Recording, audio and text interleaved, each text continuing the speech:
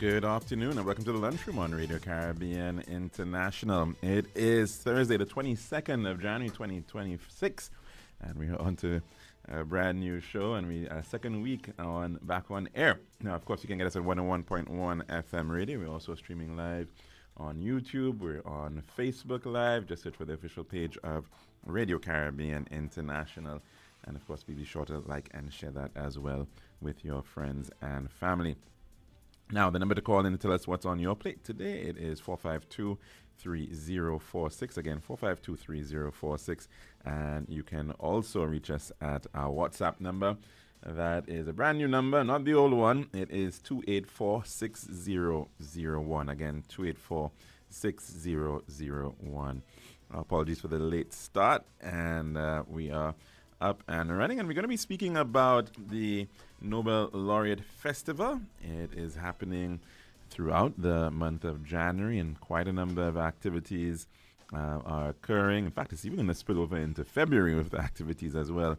And we're going to be speaking about some of these. There was a wonderful lecture on Tuesday, the Derek Walcott lecture, and tonight another one on the William Arthur Lewis Memorial Lecture at the same location. We're going to speak about that as well as other activities related to the Nobel Laureate Festival. We have some guests lined up to discuss those. But first, a bit of a look back in time on this day.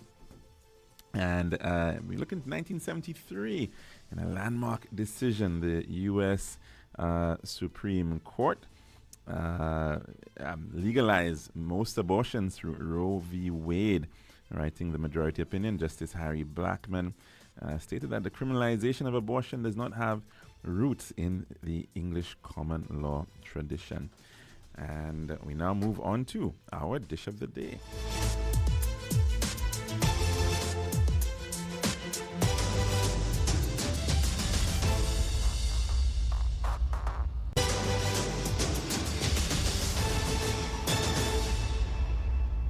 This has been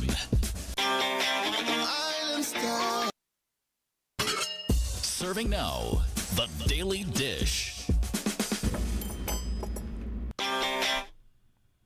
And welcome back to our program here at the Lunchroom on Radio Caribbean International. Thanks for sticking with us here. And as I said, our spotlight, if you like, is going to be on the Nobel Laureate Festival. Of course, our two Nobel Prize winners, their birthdays both being January the 23rd. And so we have been seeing for a pretty long time now, I think it's over 2 decades, some memorialization of our Nobel laureates, and we are continuing to do that. It has become more than just a week or a day. It is, in fact, a full festival. And in fact, has so many different arms, so many different partners, different players. It's beyond just the lectures at this point. It's about development, it's about the arts, it's about innovation, and there's so much for everybody to be able to take in. Now, we're going to be touching base with an event that is put on by UE Global Campus, and they are the presenters of the Patricia Isman Workshop, which is has become an annual affair. In fact, it's actually into its 10th year this year, and it's going to be happening towards the end of this month, the 30th of January. And I'm so very pleased that I can actually introduce here, I think for the second time on our program, if I remember correctly, my former teacher, English teacher, Miss Gloria Severin. She has taken on a new role, of course, at the UE Global Campus, and we're so very pleased that she is, in fact, part of this effort in terms of the Nobel Laureate Festival.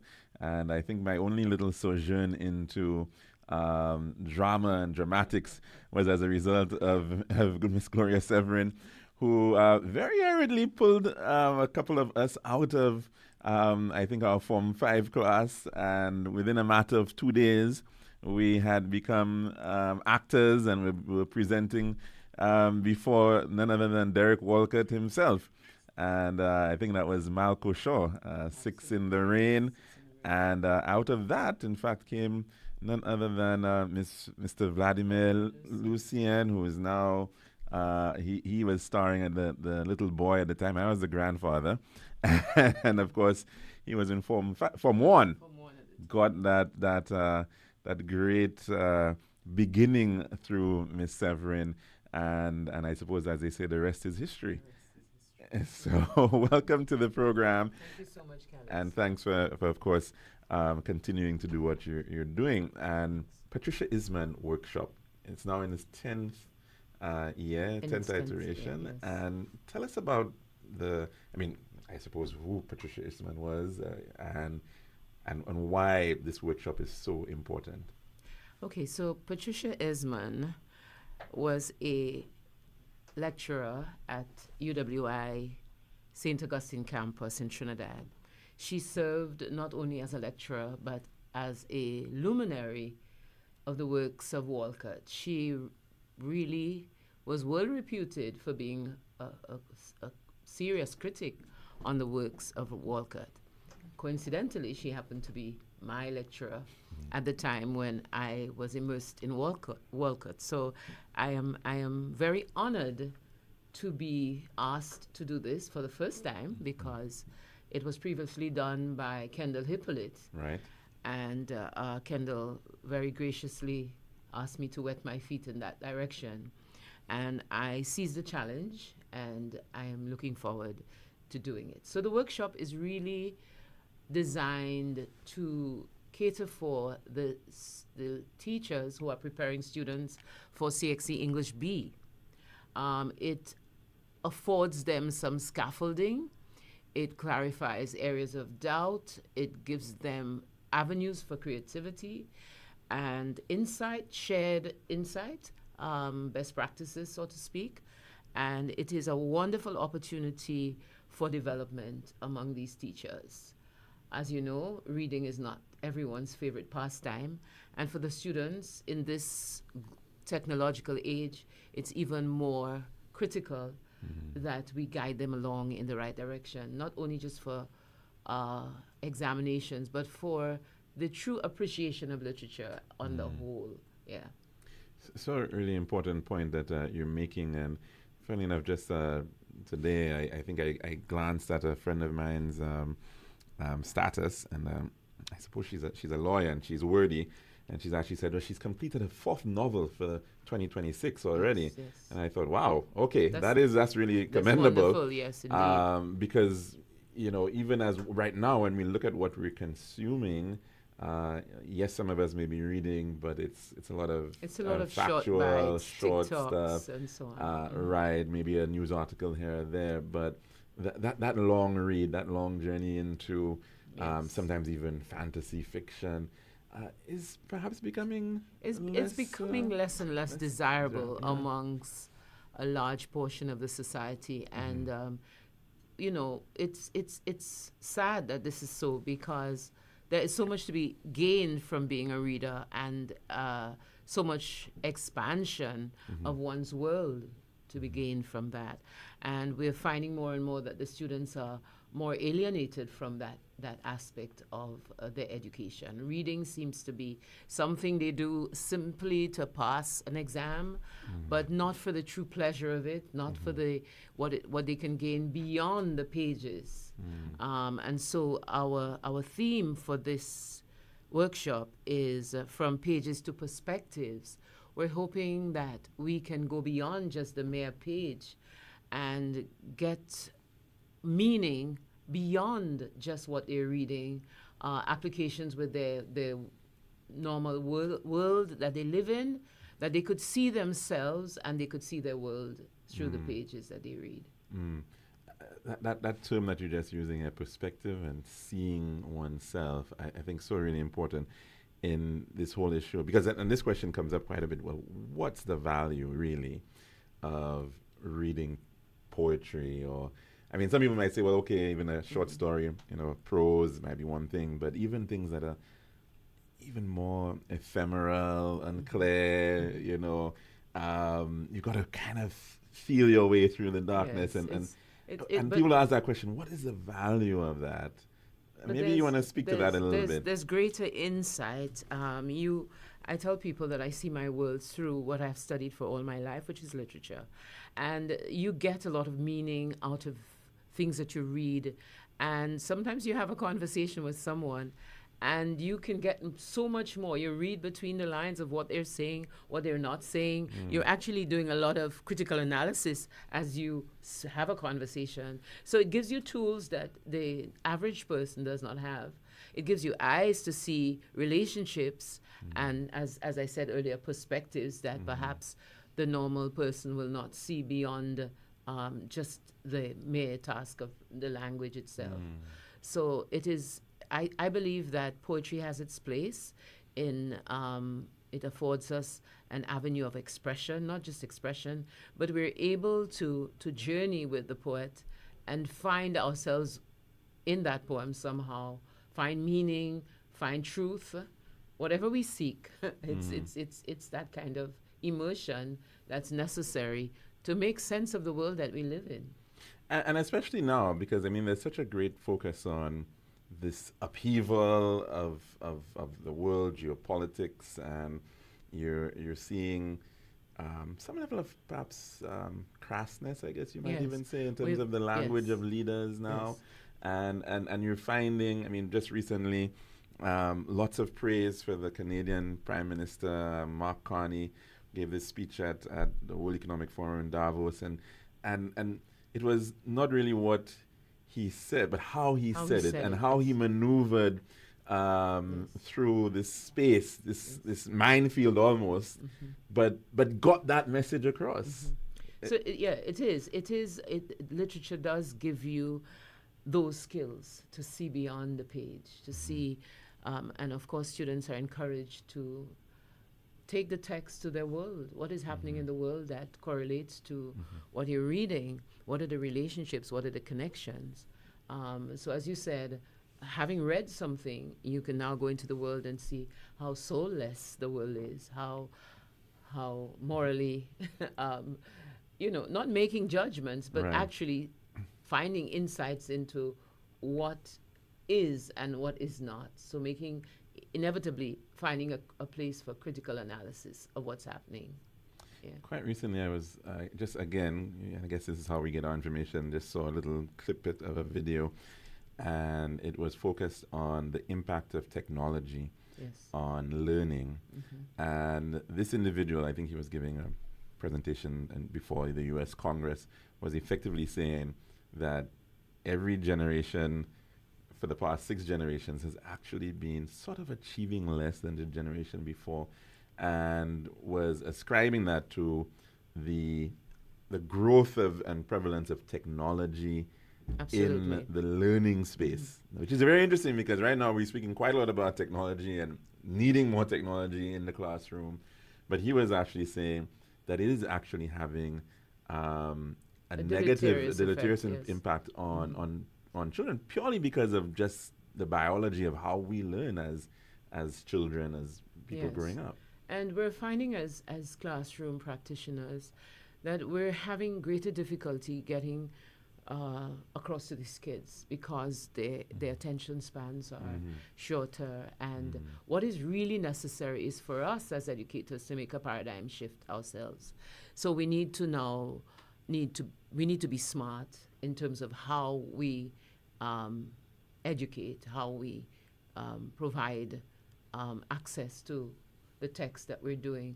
And so the workshop really is intended to do that, to look at ways in which we can actually shift our focus a bit, because technology is really making the way that we have promoted the teaching very unsexy. And so we now have to find ways to approach those kids with a lot more stimulating activities, try to get them to really buy in to the text that you're doing, but in a more innovative way. So technology can be an assistant, and it also has been for us a major hurdle because the attention spans are shorter, and they're certainly not finding that explaining something to them just by, they probably need a little video, give them some sort of access to another aspect of technology in the classroom. So the traditional ways are certainly not finding resonance with them. In fact, I think he even gave an example of suggesting that in a comprehension, and before they would have given maybe a 75-word sentence to a child and say, hey, give the synopsis of what it's really saying. And now he's saying that even the exams have sort of changed to kind of accommodate the way children are learning right now. So they're giving shorter sentences, but more sentences, because they say that people now skim through information. They don't really read in detail as before. So we need to take all of these. We need to be cognizant of all of these ways of learning that are now emerging, and we need to be able to tailor our teaching to that particular, these particular ways of learning. So we don't have the answers at the moment, and the teachers are actually the practitioners, and I suppose we are going to find ways by having discussions, by ensuring that we target what we our needs, the needs that we have for getting that information across to them by way of the text itself, or just getting them to understand how they fit into all of this, how their world is crafted, shaped, molded by what they're reading.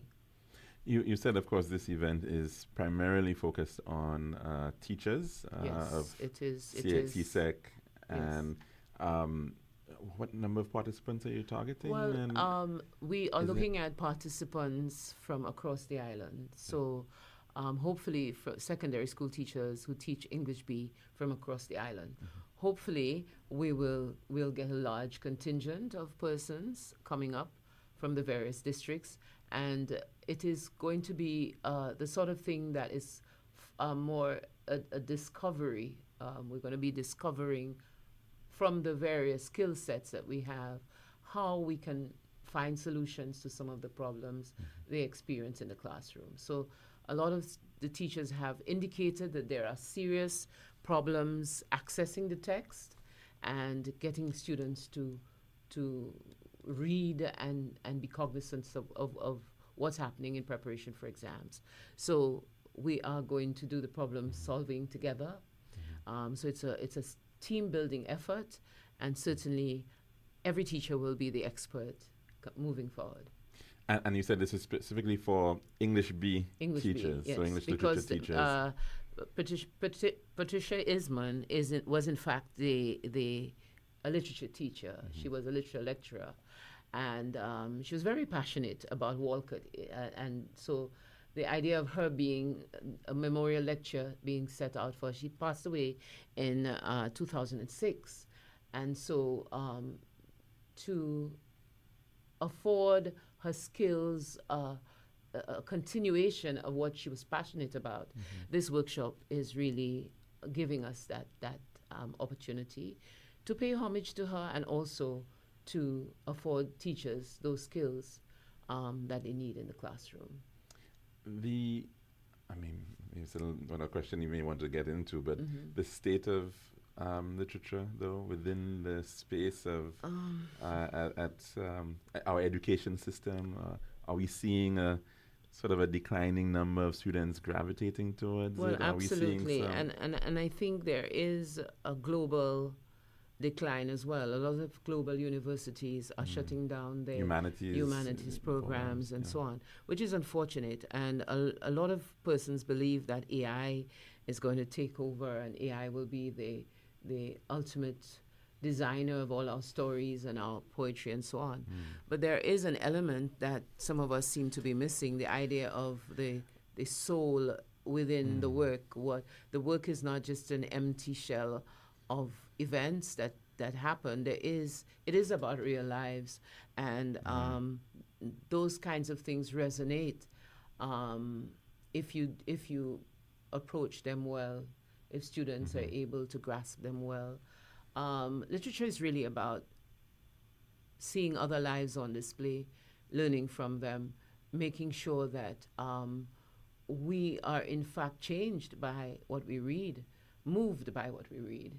The page therefore comes alive, and the onus is on us to continue to perpetuate that sort of live experience of persons' lives. So I can be touched by a story from South Africa, albeit I've never been to South Africa. So it is, I know that it is sad that literature is seemingly on the decline, but the resurgence can only come if we put the effort in, and this is what the workshop intends to do. On a small level with the examination students, we're hoping that they can give a better account of themselves when they show up regionally for exams. Is a challenge, though, that literature tends to be seen as a sort of a pure subject as opposed to an applied I think there are very subject, many misconceptions about it. Yeah. A lot of the misconceptions center around literature being difficult, being obscure. Those things are misconceptions, and I think if an average parent allows a student one of their wards to read from very early, then it becomes natural. It's nurtured.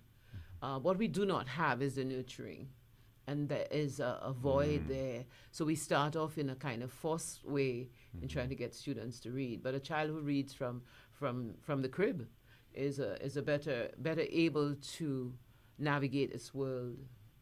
Yeah. So I met really a parent actually just outside the lecture, so Derek Walker lecture, and she was actually saying that she would actually pay her daughter to, I think, $5 for every book that she read. I can't remember what age the daughter was at, and then she said that it got to a point where she was losing out. She was not able to sustain that because the child was then so engrossed at that point. But whatever the incentive in getting them out the door and getting them reading, that is really essential, because we don't want to have to forcibly do it at some point later on, which doesn't make it enjoyable. I think that is the crux of the problem, that parents wait too late to allow students to immerse themselves in books and worlds that they have never been to. I read a lot because I never saw snow till an adult, and it was. But I knew what snow was. I imagined it. I read about it. You built snowmen in your mind. So it was alive for me. The texts were alive. Yes. Yeah. Walcott, we hear that as well, that here we are, the nation of Walcott, yet still a lot of St. Lucians still don't really interact with him or understand his work and celebrate him in perhaps the way that we may want to. I mean, are you satisfied that we're making a little bit more of a difference through things I think we are. like the Nobel Laureate Festival? Well, I think it is wonderful that CAPE, as an examination body, has introduced Walcott on its reading list. Okay. So there are 15 Walcott poems on the CAPE reading list. And so students can immerse themselves in Walcott. What makes Walcott, to my mind, inaccessible is the fact that he uses so much allusion, and you have to know what he's talking about. And if you're not a reader, you haven't read, you can't make those connections. And so that's why he's seemingly obscure, because he comes from a rich colonial background in which he followed in the footsteps of the colonial masters, the colonial writers, and therefore he is an apprentice of that tradition. And so when he comes to write, he uses his wide span of reading. And so if we do not have access to that, we're locked out. And so it really comes back to how well read are we as St. Lucians. And the travesty is we don't have bookstores. That is really a travesty, that we are saying to our students, you should read, and there are no bookstores. So the powers that be must make it essential that we established bookstores in this country, particularly because we have 2 Nobel laureates who made their way through life through reading. Indeed. And So, yeah. I'm sure if she was here right now, she would put in a plug for writers in the spotlight. She was supposed to be at Tracy Yes. Pilgrim George, but there is that event coming up being put on by the Sir Arthur Lewis Community College, and it's on Wednesday, next week, Wednesday, it the is. 28th Wednesday, of yes. January. I think over 45 local St. Lucian authors, writers. Their work is going to be available for viewing. There's information about, but also for sale, Yes, which I think is absolutely. important. thing Last that year you're was doing. the inaugural effort, and it was overwhelmingly wonderful. And we have to say kudos to Kathy Birch Right. Smith. Yes. McDermott, sorry. McDermott, yes. And the wonderful work she's doing at the SALCC Library. Yes. So it's not hopeless. There are efforts. Is it maybe a time? I mean, we have, I don't know how many libraries, but quite a few around the island. Maybe it's time to have that commercial side to them. Maybe that, there should be a library, bookstore. Yes. And in I there. know in other territories in the region, we have Saturdays where there's storytelling and people dress up in costumes and tell stories to children. So there must be some sort of energized move Right. to get reading. So it's not just reading week. We must continue to. Reading is not about a week. Yes. Reading is about a lifetime investment, and so the investment must be made incrementally throughout the community. We must have measures in which not just the written word, but the spoken word is also put on show for Right. students, adults, communities should take up the challenge. Yeah, I think I remember. I think it was in Finland. In that country, the government actually sponsors or subsidizes the newspapers, Yes. just so that they can ensure that they Yes, actually have yes. Finnish language newspapers. I'm not sure if the Voice is going to put in a plug for So- a subvention, but there's another. That's but that's another challenge. We aspect, only have yes, like one, yes. one One newspaper right now coming out. So we have got, and gone are the days in schools where you had school magazines and students wrote articles. So I'm not losing hope. I think there is hope. I think there has to be political will. There has to be a sense of urgency about making sure, as a land which produced 2 Nobel laureates, that we're not locked out of that space. So we need to produce a few more, and the only way we can produce a few more is if we have reading at the heart of everything we do. So hopefully the teachers can then catalyze the students via this workshop that we're putting on. As you have So done in the past and continue to do. Uh-huh. And of course, being inspired by Patricia Isman. Absolutely. The She baton is was being one of my carried mentors. down, yeah. And I don't think that Open Campus realizes that in asking me, they were actually asking me to memorialize my mentor and lecturer. Wonderful, Yes, indeed. so I'm honored to be able to facilitate this at this time. Thank you so very much, Miss Gloria You're Severin. most welcome. At the UE Global Thank you so Campus, much. and of course, the lead presenter for the 10th annual Patricia Isman workshop, which is being put on through UE Global Campus. That's our dish of the day. But in fact, as I said, really, our entire program is going to be about the Nobel Laureate Festival, and we already have Miss Karen Tobia waiting in the wings to come on to tell us about her event, which is coming up pretty soon. So, Ms. Severin, of course, my own English literature mentor, thank you so very much. Thank you so for much, joining Calixte. us. It was a pleasure. Indeed. And we're just going to take a short break and take in our weather report at this time. This has been The Daily Dish. Thank you very much, Calixte. It's time now for the latest weather report made possible by Island Style Tile and Bath.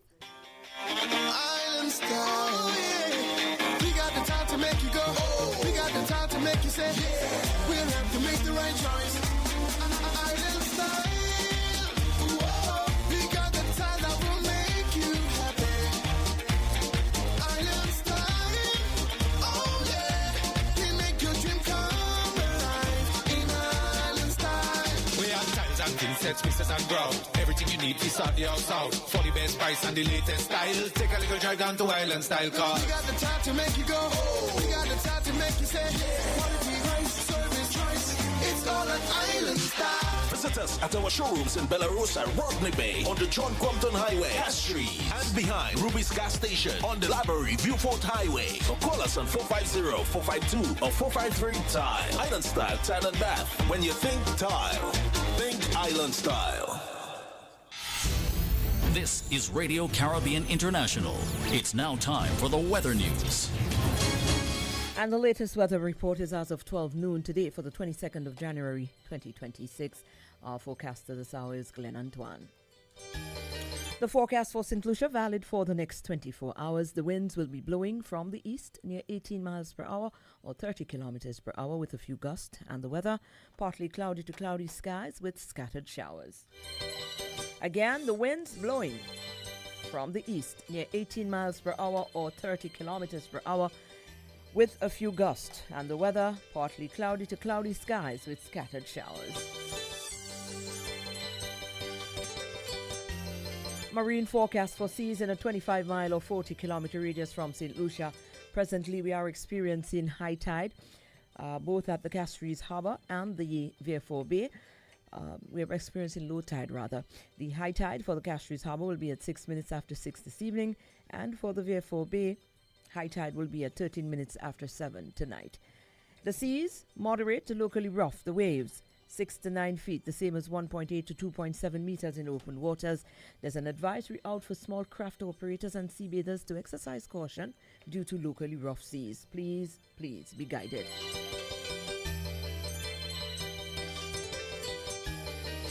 The forecast for the Lesser Antilles, partly cloudy to cloudy skies with scattered showers, or scattered light to moderate showers rather, and our tropical weather outlook indicates the Atlantic high pressure system will maintain moderate to brisk easterly winds and locally rough seas across the region over the next couple of days. A weak trough system in the vicinity of the Lesser Antilles will continue to cause cloudiness with scattered showers over the islands during the forecast period. And that is our official weather report. Don't forget, our next official report is at 6 in the morning. There is an advisory out for small craft operators and sea bathers to exercise caution, and that is due to locally rough seas. So again, please be guided. Thank you very much, Glenn, for providing us with the update at this hour. The weather was made possible by Island Style Tile and Bath. This has been RCI's Weather News. For more information, call the Weather Hotline at 454-3452. RCI 101 number 1. Island Style. We got the time to make you go. We got the time to make you say, we'll have to make the right choice. Island Style.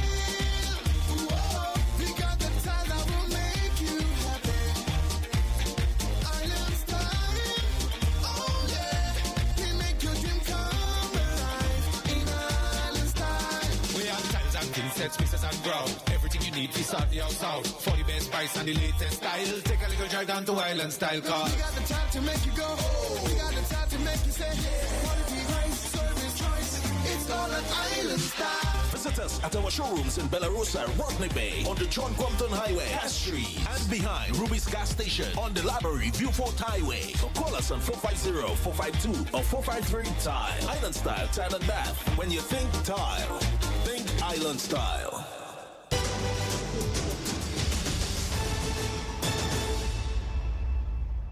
And welcome back to the lunchroom on Radio Caribbean International, where we put in the spotlight on the St. Lucia's Nobel Laureate Festival. And of course, we want to certainly thank the effort of our Governor General Emerita, Dame Paulette Louisi, and her committee. They have really been holding it down for year after year after year. And it's certainly lots of selfless service at this point. I mean, she's no longer a Governor General, but still is the one ensuring that this is actually happening. And of course, many of others who support her, like Delia Dolor. So we definitely want to thank them quite a lot for putting on this really important and very unique, I think, festival. I'm not sure how many countries around the world actually have a Nobel laureate festival, to be quite honest. I really don't. But we have it, and it certainly helps in terms of bridging that gap, making academia more accessible to individuals, making the arts more accessible, learning more accessible, and also pretty much even our artists, our teachers coming on board, as we just heard. And if you are a teacher and you want to actually participate, especially if you're a literature teacher in particular, I should say, and you want to participate in that 10th annual Patricia Isman Award, workshop, you can contact Mrs. Sigutani Bryan at the UE Global Campus, St. Lucia, and their contact is 452-3865. Again, 452-3865, and you can also reach her at 724-2160. Again, 724-2160 and 452-3865 or 3866. Either number will work if you want to register to be part of that workshop. There is quite a lot happening with the Nobel Laureate Festival. Tonight, of course, is the second staple, I guess you could say, of the Nobel Laureate events. That is the Sir William Arthur Lewis Memorial Lecture. And it is being delivered by Professor Sir Timothy Besley. And it's on economic principles for the 21st century. Just very quickly to share with you, Professor Sir Timothy Besley is the William Arthur Lewis Professor of Development Economics in the Department of Economics at the London School of Economics.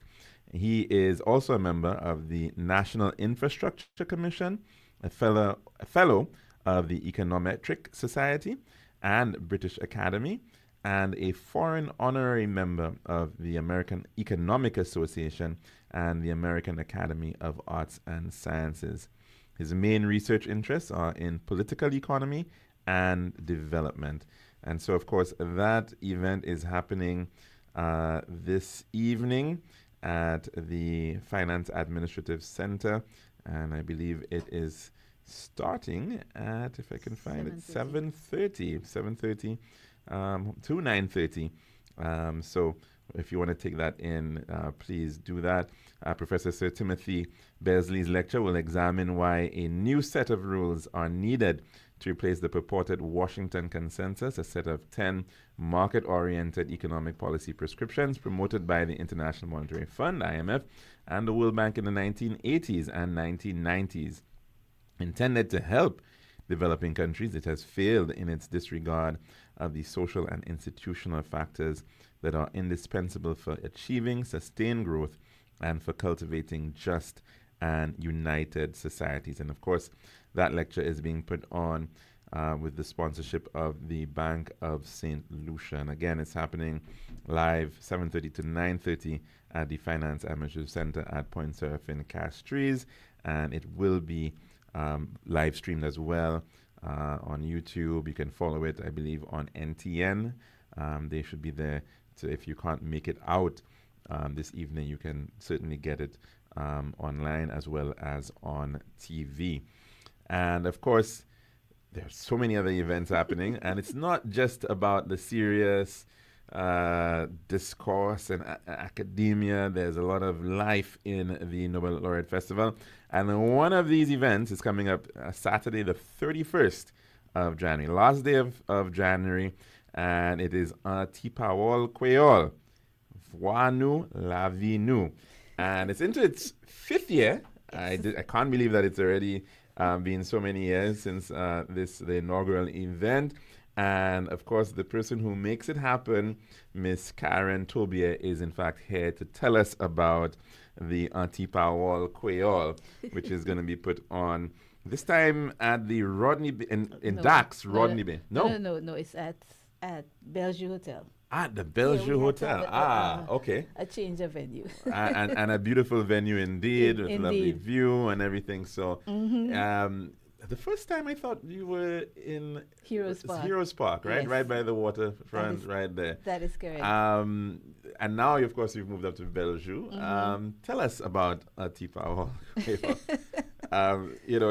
what was the thinking behind it, and why did it all start? Atipa Creole. Okay, so let me just give you a little background on my little organization, which I call Kai Creole. So actually started Kai Creole when I took on just after I took on the role of producing Chote Creole, which is the Creole Song Festival, the National Creole Song Competition. And I realized that there was a dirge, we needed to have events put on in Creole, because there's so much that happens around our language. And I realized that we really did not have a lot of those, at least not a lot of structured ones, not a lot of events that were actually put out there for people to attend. So I was just thinking, like, what do I add? What can I add to our calendar that makes sense to this? And of course, Walcott is always in the middle of stuff when you start thinking of Nobel Laureate Festival and everything. And I was sitting there and I was like, moi c'est je cette lycée. C'est là moi sorti. And I thought, wow, here are we celebrating Nobel Laureate Festival with nothing Creole in there, and we're celebrating a gentleman whose work celebrates our language in so many ways. I mean, a lot of the plays from him and Roddy Walcott incorporated Creole, and if it does not incorporate the language, it incorporates our Creole history and our Creole way of living. And so that was the inspiration. And I took my little fast self and wrote to the committee and said, I would like to put on a spoken word event in Creole. Can we please do that during Nobel Laureate Festival? I will tell you, the answer came back immediately, yes. We would love to have you. We just need to know what you're doing, how you're doing it, what your structure, how it's going to be structured. And if you know the Impulette Louise, you know that these things are very, very important. So we did it the first year in Heroes Park. Again, using Heroes Park was, I walk this way a lot. I love that little space there. I know Serenity Park, people talk about it, but I love Heroes Park. It's peaceful, it's quaint, it's beautiful. And so when I said I was doing an event there, everybody kind of looked at me like, that's not a space for an event. I said, wait until we do it. And that first year, it was like, wow, this actually really worked. Even the space worked nicely. And afterwards, we had a conversation about how we could make it better, what needed to be improved. And the committee decided that if we wanted to do this on an annual basis, they would love to have it. And so here we are 5 years later. Atipa Creole is going to be celebrating 5 years of being part of the Nobel Laureate Festival. So that's where we are. And because we're celebrating this little milestone of 5 years, we decided to up our game a little bit. And so this year, we are doing Atipa Creole, which is a spoken word event in Creole. We're incorporating a Creole tea party. Okay. With it. Wow. So that is the change of venue to Belgium. So you have to come with your little multitask. How does that work? No. You come, it'll be set, and Belgium has graciously agreed to host us with our tea party. So you come to the tea party. What we're asking is that if you come into the tea party, please wear a touch of Creole, a touch of St. Lucia, or a touch of Creole when you come into the tea party. And are hats required? The ladies, I'm just asking. Not necessarily, Okay. but we are expecting that when you are coming, you will attend with something Creole, something Creole, something St. Lucian. We have 10 spoken word artists who are going to be performing their original pieces, and the pieces will be in Creole. So that is the purpose of this, that we can use our language in a way that is not just Bolawi, but that we can actually structure it and use it in the same way that we use our English. I think I often tell people, Creole for me is the St. Lucian identity. It shapes what we do as St. Lucians. It is it speaks to our culture, it speaks to our history, it speaks to our heritage. And so we always try to incorporate the excellence theme from Nobel Laureate Week, but also to try and put in a little thing St. Lucian. And so that is why we have Voix-nous la vie-nous. Our voice is actually our lives, so how we live our lives, we live it through our language and through what we do as a people. And so Atipa Creole is definitely on. tea party version, Belgium. Now, help us, because I think the original thing may have had some information about it. You said tea party. So what time are we speaking about? 4 p.m. Okay, we start at 4. okay, 4 p.m. Yes, we start at 4 to 6 p.m. at Belgium. I want to say thank you to 758 Tea Garden. I'm not sure if you're familiar with 758 Tea Garden, but they are a local, tea manufacturer, producer, if you want to call it. An artisanal tea. Yes, and Paula Watson is the person there with her husband Horace, and they have a fabulous range of local teas. So they are going to be doing our teas, and I'm keeping my fingers crossed. My supplier has not actually brought it yet. So is there cocoa tea in the mix as well? I mean, so we actually have, or we should have, local coffee, our local ground St. Lucian coffee. So that and everything. And again, is there a particular producer? Because I know there are a number of companies out there who are... Oh, I am actually working with a gentleman who is in Choiseul, so I'm hoping that he comes through and brings up some for me. Okay. So when I say our St. Lucian ground coffee, meaning the coffee beans that they picked off the tree and put to dry and all of that. And so that is that. So coffee and tea will be strictly St. Lucian. And of course, all of the pastries, whatever else that is served, I've deliberately not asked Belgium what they are putting on the menu because I want to be surprised. Okay. But I have said to the chef that this is a strictly St. Lucian thing. So whatever you feed us must be St. Lucian. So whether it is breadfruit, so maybe some coconut cake, some breadfruit balls, some sweet potato fries, whatever it is, it has to be St. Lucian flavor.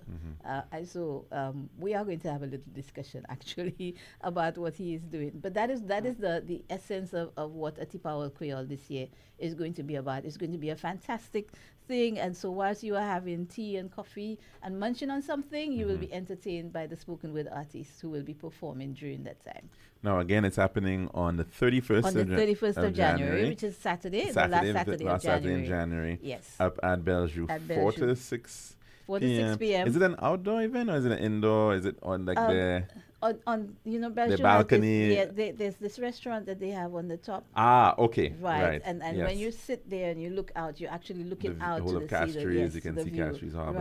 Right there. So okay. We're keeping our fingers crossed that we have a nice, dry, bright day, and so we don't have to run inside. But if we do, it still has a shelter, yes. So that is the area that is going to be used. And there's a small cost. It's only $40 for all of that I'm talking about. And so that's a steal of a deal, yes. for tea? Yes, for tea, yes. So for Creole tea as well. So if you want tickets, you can always get in touch with me. I actually have tickets with me. I think I've started walking with the tickets everywhere because I meet people in the middle of the day and say, "Can I have a ticket, please?" And so I've realized that I need to walk with them. So there are tickets available, and you can also just call or email us and book your space. But we would like to know in advance if you come in. I would not like to see people just show up at the door and pay the $40. If you're doing a catered event, you need to understand that the hotel must have numbers for them to cater for properly. So if you do intend to come, it would be prudent to advise us in advance that you actually want to book a ticket or to get your ticket in advance so that we can be sure of numbers. Who are some of the artists and poets who are going to be sharing with us their works? Right. And so a Tipawal Creole over the past few years, and one of the things that I love about Chate Creole as well and a Tipawal Creole is that we have become a nice little platform for new artists coming in and for some of the seasoned ones as well. So George Goddard has been around for a while, and for the last 2 or 3 years he has graced us with his presence and done some of his Creole poetry. So George Goddard is going to be there. Yves Stanislaus is going to be there. Maria Fontenelle, who most people know from media. Maria is actually going to be performing. Felicia Backvein came in last year. She is really, I was blown away last year by her poetry. And she actually, I think, has also done some music with Ras Africa before. So she's very much into not just the spoken word, but the music part of it as well. And so there is a little bit of music that will come in as well. Alcest Ishmael Paulina Maria, I think a lot of people would know her. Christy Charles has made quite a splash on social media recently. She's actually has a queer platform that she has on IG and Facebook as well, and she will be performing. And I am keeping my fingers crossed that Miss Shine Savory actually shows I was up. about to, I didn't want to put her name out there before She next is- day. No, But no, I mean, she- she's she- certainly been one yeah, of those. She certainly has come- been really. I mean, Shine has just taken the spoken word area by storm, and so I challenged her to write a Creole poem. And her first thing was like, Auntie Karen, I don't do Creole. I said, well, start. So because she actually did a poem. She has a piece that she speaks about not being able to not being a very fluent Yes. Creole person. And I thought that was brilliant. So I said to her, okay, so you were going to do this because we understand, but you will also do something that you have done in Creole. And so she is, I don't think it's finished yet, but she's definitely on. Well, she has a couple more days. That's to right. She has to get another it. week or so to get it done. So, we will have some music from Nikki Edmonds. Nikki Edmonds, of course, is a visually impaired singer. She's actually been on the Calypso stage for a while, but she has a beautiful voice. And so we always like to incorporate not just the spoken word, but a little bit of music in there as well. So quite a lot of diversity. There's a in, lot of what diversity. is, who's coming yes, on board there's there. a lot of diversity. And people are free to interpret the theme in any way that they want. So it is always, for me, a Tipawal Creole is always just about how people express and live St. Lucia and see St. Lucia through what is indigenously our language. I know the focus, one could say, of the St. Lucia Nobel Laureate Festival over the years has certainly been very much about ourselves, and that's very good, no doubt about it, and uplifting ourselves and whatnot. But do you see the possibility that this, in fact, can become a more outward festival, and especially in terms of who we are reaching, in terms of potentially people coming in to participate and or to even visitors to the island who know, well, okay, I'm in St. Lucia in the month of January. And this These is what are we're all doing. these activities Yes, going I- on. Are we seeing that element coming forward as yet? Or should there be a little bit more of an effort to connect with maybe the I think there tourism is. authorities and And SLHTAs? I'm sure that there is. The thing about this is that we are on an island, but we're also global. We have people from St. Lucia who live in all corners of the world, and they're always very, very anxious to be part of what is happening. And so when we have events and we do it online, it's amazing to see from which corners of the world St. Lucians are logging in. And Atipawal Creole actually we always try to live stream it as well, because a lot of people ask about it since we did it the first time. And amazingly, this year when I sent out the invite, there is a poet, Emlyn is her name. She had taken part in the first one that we did, and she has since migrated. So her comments to me was, I hope at some point in time Atipawal becomes so big that I can participate from whichever corner of the world that I am in. And I thought, ooh, that's a challenge. But certainly I think that there is scope for the Nobel Laureate Festival to take up space as another event that attracts people to our shores. Right. And if we look right now at the audiences who come to the lectures or who take part in other things, we have visitors who are coming in. Once they become aware that something is happening, Right. then they attend. And we keep on incorporating other people as well. This year, Dr. Anthea Octave is going to be the keynote speaker At the Wreath at Laying the tomorrow. Wreath Laying tomorrow. And we would know that she's actually a lecturer at not UWI, at the Edmund Manley. Yes, in Jamaica. college in Jamaica. She used to be at UWI in Trinidad.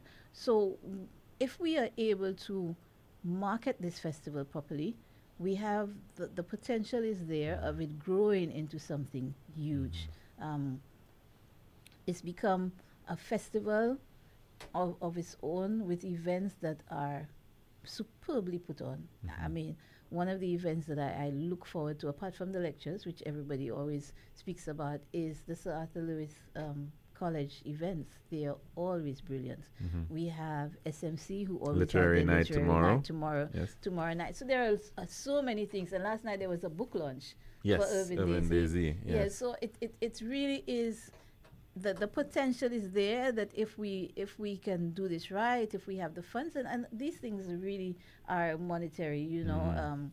A lot of it is a lot of the events that are being put on almost pro bono, really, almost right? pro bono, Yeah. for everything, you know. Yeah. But if we actually look at the structure of the event, it can actually grow into a literary festival. Yes. And for St. Lucia to be able to host a literary festival, being able to boast of 2 Nobel laureates, just think of how wonderful that would be.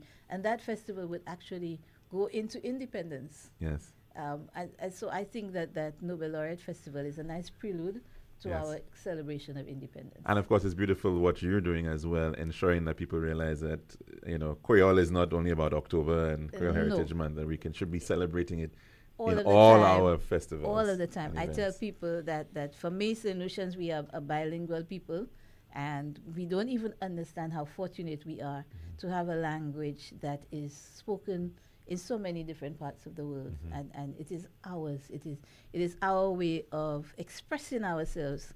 If you travel out of St. Lucia to any part of the world, there are certain phrases, or you hear certain things in Creole, and you know that is a St. Lucian. Yes. You don't identify a St. Lucian out there by the way they speak English. Yes. No, you identify them when you hear the Creole and you turn around and you say, oh, okay, there's a St. Lucian somewhere there. Whether it is a word or a phrase or something, but that is what happens. You identify a St. Lucian outside of St. Lucia by the language. And so why aren't we celebrating that language on island? And you quite know? recently, I think the Taiwanese have been assisting through the ambassador. platform. They've developed an online platform as well. So that is correct, yes. don't be too surprised. You might be seeing more Creole spoken in Taiwan than in Oh, St. listen Lucia. to me.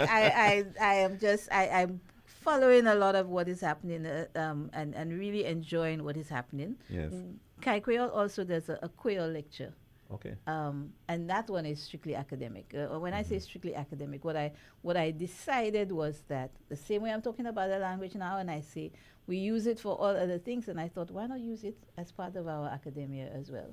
So last year, Boots was our lecturer. And every year, again, next year, we're going to be, so this year we're celebrating 5 years as well. Or is Okay. it next year? I can't remember, yes. But yeah, we're on the 5-year thing with most of the events. Right, And so for me, that is my joy. I don't speak Creole very well, but I understand it. You'll get there. Me too. Like any other language. Marine as well. Yeah, Super Kapale. Oh, let's not talk about Marine. We're not going to embarrass my friend. I love my Marine dearly. We're not going to embarrass my friend. Mais Super Kapale Lagashland, it takes practice. It takes practice for you to be able to speak it. And more reason why you need to get out to Tipa Wall Creole That's right. on the 31st of January, 4 to 6 p.m. It's only $40. Wonderful tea party with a spoken word.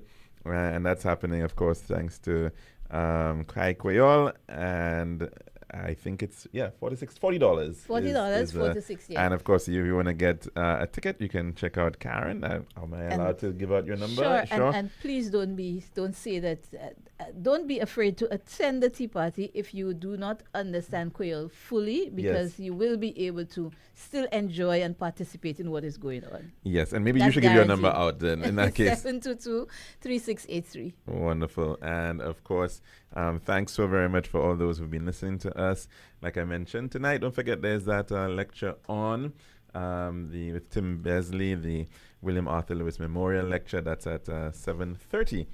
Isn't it just absolutely beautiful? Don't you feel such a sense of pride when you hear that the lecturer is actually referred to as the William Arthur Lewis Lewis Professor, yes. And that at is how they LSE. are. Yes, that is how they are referred to. The developmental economics professors over there. He are holds the called. seat right That's now for that, and Called. he's here in St. Lucia. And he's here in And St. Lucia. apparently he's been waiting for a very long time to be invited to give this lecture, and he's quite thankful that he's here. And of course, certainly lots to take in. If you can't be there in person, you can follow online, and we do hope that you can do so. And also just want to make mention, because I don't know if I'll get a chance tomorrow to do so, and it is tomorrow, although we have a wreath-laying ceremony for the Nobel laureates, we also have the funeral service for the late Mr. Reginald Cherubin, and that's happening tomorrow afternoon at the Minor Basilica of the Immaculate Conception. Of course, he passed at 2 p.m. 101, 102. Thereabouts. Centenarian. And the St. Lucia's last World War II veteran. So certainly we do hope that many will come out to pay their honors and respects to him. And that, of course, is on tomorrow at the cathedral in Castries. And I think we've covered everything that... Oh, and of course, literary night, but we can speak to that. That's happening tomorrow evening. So do have yourself a wonderful Thursday and have a great one. Thank you.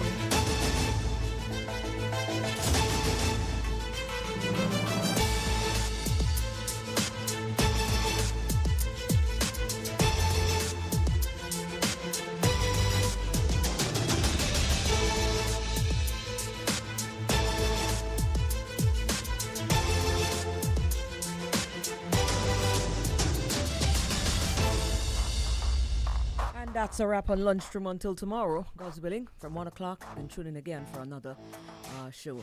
Up next is a half hour with a complement of Digicel, and also our next team is going to be stopping in up until 6 o'clock. Biggles and Beats is up next.